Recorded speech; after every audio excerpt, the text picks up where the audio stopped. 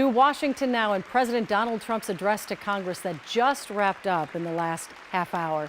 The president touting his work in his first 44 days in office.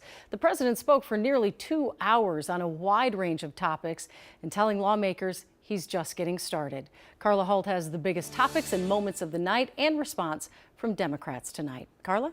Well, Julie, America is back. That is how President Trump began. And right away, Republicans cheered and Democrats booed, with one representative from Texas even protesting to the point he was escorted out of the chamber.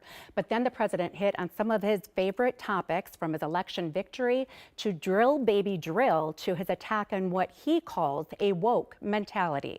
We've ended the tyranny of so-called diversity, equity, and inclusion policies all across the entire federal government and indeed the private sector and our military.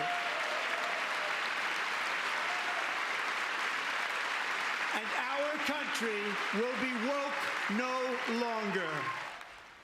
Representative Ilhan Omar of Minnesota's 5th District responding there as other Democrats waved protest signs. The president did rattle off more of what he calls wins: freezing foreign aid, cutting the federal workforce, calling for only 2 genders, and pulling out of environmental and United Nations agreements. And the president said he will deliver a better economy for families. We will defeat inflation, bring down mortgage rates, lower car payments and grocery prices, protect our seniors, and put more money in the pockets of American families. Part of how the president says he will do that by reducing Social Security fraud and with a gold card visa, a new pathway that would allow immigrants to pay $5 million to become a U.S. citizen. And then the president touched on the timely topic of tariffs. Tariffs. It's a beautiful word, isn't it? That, along with our other policies, will allow our auto industry to absolutely boom. It's going to boom. The president also brought up immigration and how he is committed to mass deportations.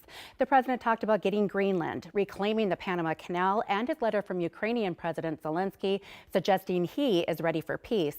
And before wrapping up, President Trump reflected on being shot, reaching Mars, and moving forward in this, quote, golden age of America.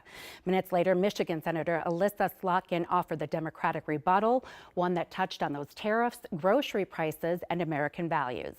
Grocery and home prices are going up, not down, and he hasn't laid out a credible plan to deal with either of those.